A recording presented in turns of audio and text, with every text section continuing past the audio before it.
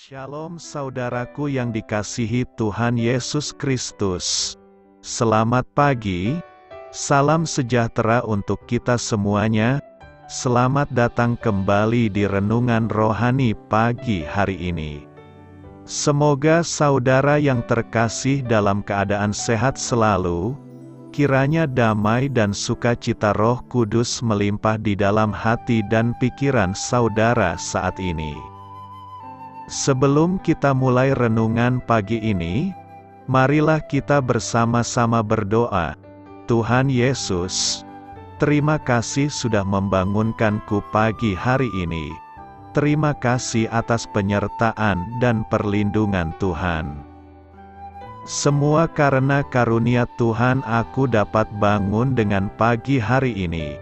Aku menyerahkan seluruh aktivitasku hari ini ke dalam kuasa tangan Tuhan. Jauhkanku dari yang jahat, ya Tuhan. Tuhan Yesus, tolong lindungi dan berkati aktivitasku hari ini. Tolong berkati juga keluarga dan teman-temanku, Bapa Surgawi, oleh karya Roh Kudus. Tolonglah aku untuk menjauhi segala sesuatu yang melukai hati-Mu. Ampunilah segala dosa kami, ya Tuhan. Dalam nama Tuhan Yesus, aku sudah berdoa. Amin. Sahabat saudara rohani, pembacaan ayat emas Alkitab renungan kita hari ini terambil dari Efesus 3 ayat 12 sampai dengan ayat 19.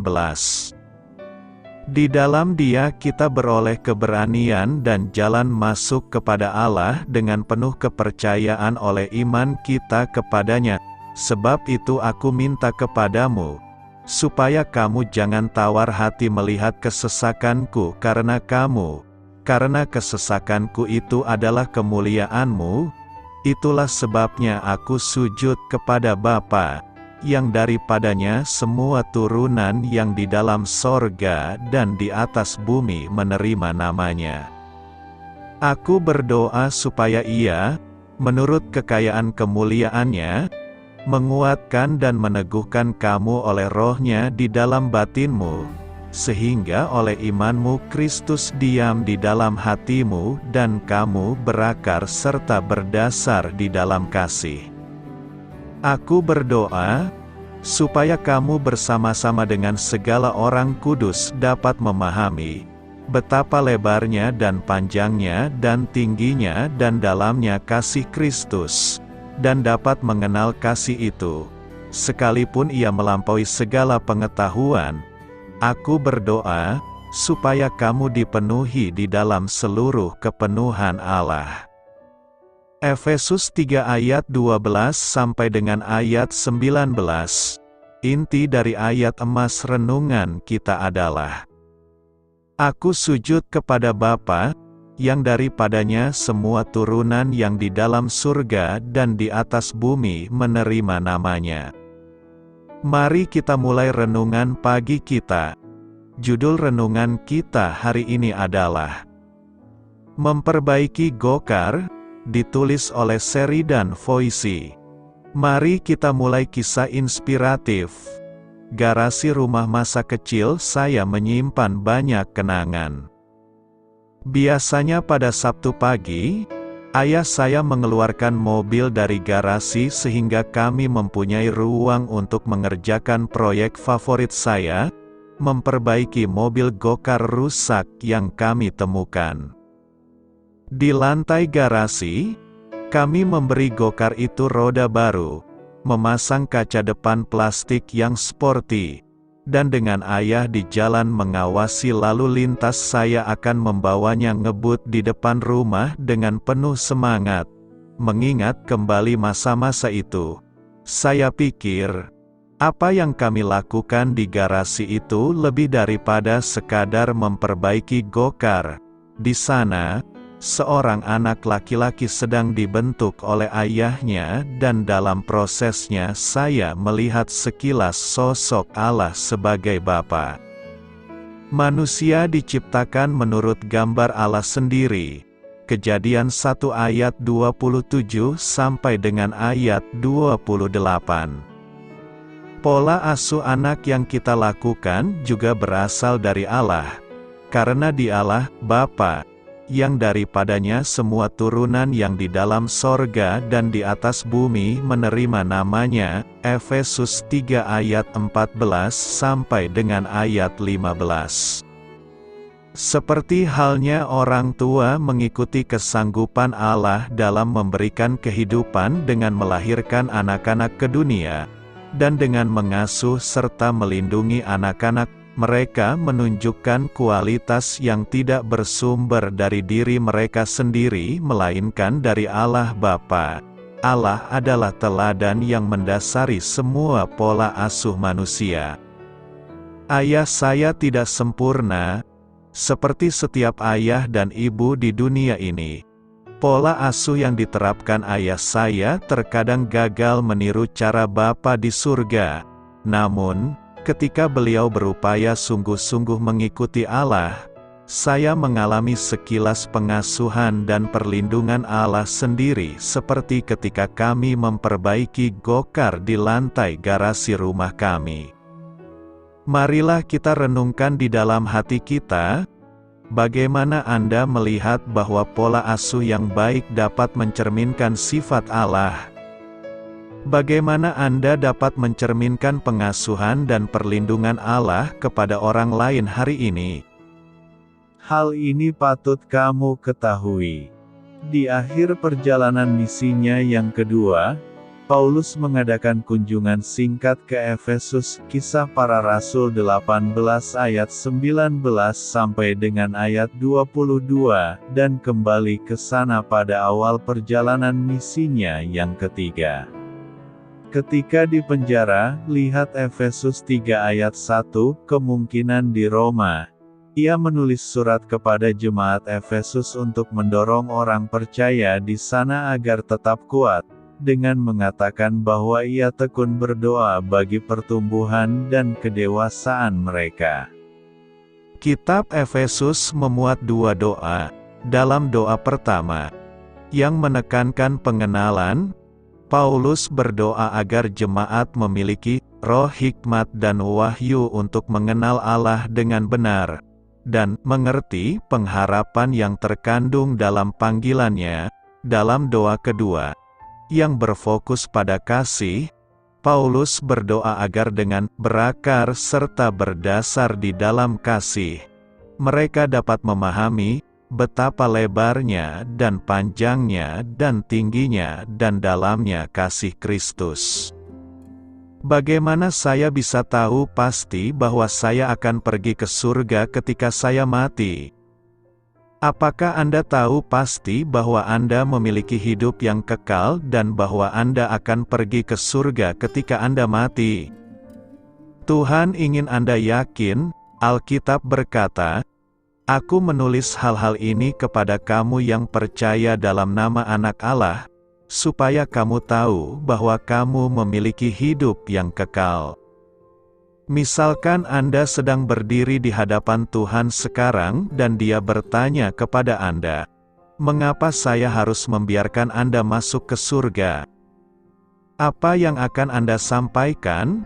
Anda mungkin tidak tahu harus menjawab apa. Yang perlu Anda ketahui adalah bahwa Tuhan mengasihi kita dan telah menyediakan cara agar kita dapat mengetahui dengan pasti di mana kita akan menghabiskan kekekalan. Alkitab menyatakannya seperti ini. Karena Allah begitu mengasihi dunia sehingga Dia memberikan anaknya yang tunggal, sehingga siapapun yang percaya kepadanya tidak akan binasa tetapi memiliki hidup yang kekal. Pertama-tama kita harus memahami masalah yang menjauhkan kita dari surga. Masalahnya adalah ini, sifat berdosa kita membuat kita tidak memiliki hubungan dengan Tuhan. Kita adalah orang berdosa secara alami dan karena pilihan. Karena semua orang telah berbuat dosa dan telah kehilangan kemuliaan Allah, kita tidak bisa menyelamatkan diri kita sendiri. karena oleh kasih karunia kamu diselamatkan, melalui iman. Dan ini bukan dari dirimu, itu adalah pemberian Allah, bukan karena perbuatan, sehingga tidak ada orang yang dapat memegahkan diri. Kami pantas mati dan neraka, karena upah dosa adalah maut. Allah itu kudus dan adil dan harus menghukum dosa. Namun Dia mengasihi kita dan telah memberikan pengampunan atas dosa kita. Yesus berkata, "Akulah jalan dan kebenaran dan hidup. Tidak seorang pun datang kepada Bapa kecuali melalui Aku." Yesus mati bagi kita di kayu salib, sebab Kristus telah mati sekali untuk selama-lamanya karena dosa, orang benar untuk orang yang tidak benar, untuk membawa kamu kepada Allah. Yesus dibangkitkan dari antara orang mati. Ia telah diserahkan karena dosa-dosa kita dan dibangkitkan untuk pembenaran kita. Jadi, kembali ke pertanyaan awal, bagaimana saya bisa tahu dengan pasti bahwa saya akan pergi ke surga ketika saya mati? Jawabannya adalah ini: percayalah kepada Tuhan Yesus Kristus dan Anda akan diselamatkan. Kepada semua yang menerima Dia, kepada mereka yang percaya pada nama-Nya, Dia memberikan hak untuk menjadi anak-anak Allah. Anda dapat menerima kehidupan kekal sebagai hadiah gratis. Karunia Allah adalah hidup yang kekal dalam Kristus Yesus Tuhan kita. Anda dapat menjalani kehidupan yang penuh dan bermakna sekarang. Yesus berkata, "Aku datang agar mereka memiliki hidup, dan memilikinya sampai penuh."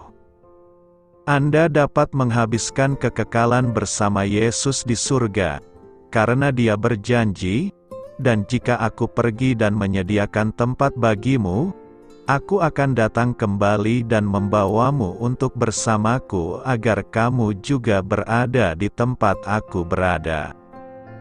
Jika Anda ingin menerima Yesus Kristus sebagai juru selamat Anda dan menerima pengampunan dari Tuhan, inilah doa yang dapat Anda panjatkan.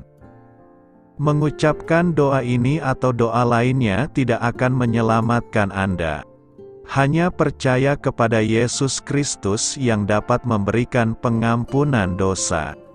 Doa ini hanyalah cara untuk mengungkapkan kepada Tuhan iman Anda kepadanya dan berterima kasih kepadanya karena telah menyediakan pengampunan Anda. "Tuhan, Aku tahu bahwa aku telah berdosa terhadap-Mu dan pantas menerima hukuman. Tetapi Yesus Kristus menanggung hukuman yang pantas ku terima sehingga melalui iman kepadanya aku dapat diampuni. Aku menaruh kepercayaanku padamu untuk keselamatan. Terima kasih atas-Mu rahmat dan pengampunan yang luar biasa." Amin. Sudahkah Anda membuat keputusan untuk Kristus karena apa yang telah Anda baca di sini? Jika ya, silakan klik tombol "Saya telah menerima Kristus hari ini" di bawah ini. Doa saya menyertai saudara sekalian.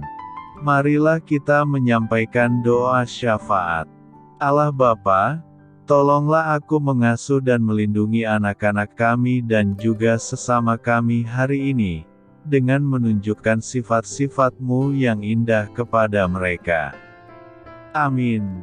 Sampaikan harapan dan permintaan saudara kepada Tuhan.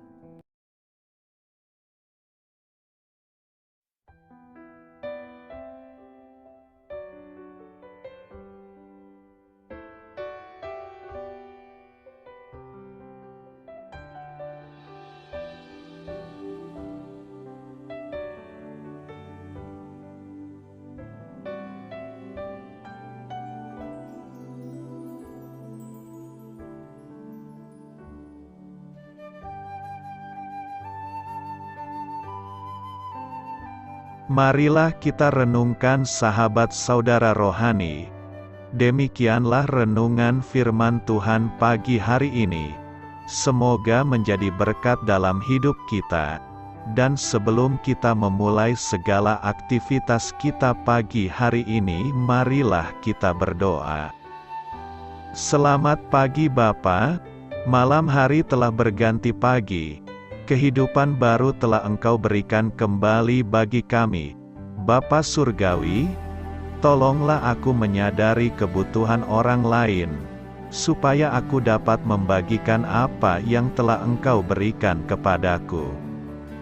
Pada saat aku membutuhkan, berilah aku keyakinan bahwa Engkau akan mencukupkanku, melalui orang-orang yang mengasihi-Mu, bukan karena kami pantas atau layak, namun karena kasih karunia-Mu kami boleh ada, sebagaimana kami ada di pagi hari ini. Terima kasih Tuhan, atas kesempatan baru yang telah Tuhan berikan kepada kami, untuk bisa memperbaiki diri agar kami bisa lebih layak di hadapan-Mu. Hari ini kami serahkan semua perkara dan kesulitan yang akan kami lalui ke dalam tangan-Mu. Biarkanlah kami bisa memuliakan-Mu dalam segala aktivitas yang akan kami lakukan. Amin. Biarlah firman Tuhan menjadi pengingat untuk kita semua, bahwa tuntunan dari Roh Kudus akan selalu memberi jalan keluar bagi setiap permasalahan hidup kita, dan memberi kedamaian di hati kita. Sampai jumpa di renungan pagi saudara rohani berikutnya. Kiranya Tuhan selalu memberkati saudara semua hari ini. Amin. Shalom.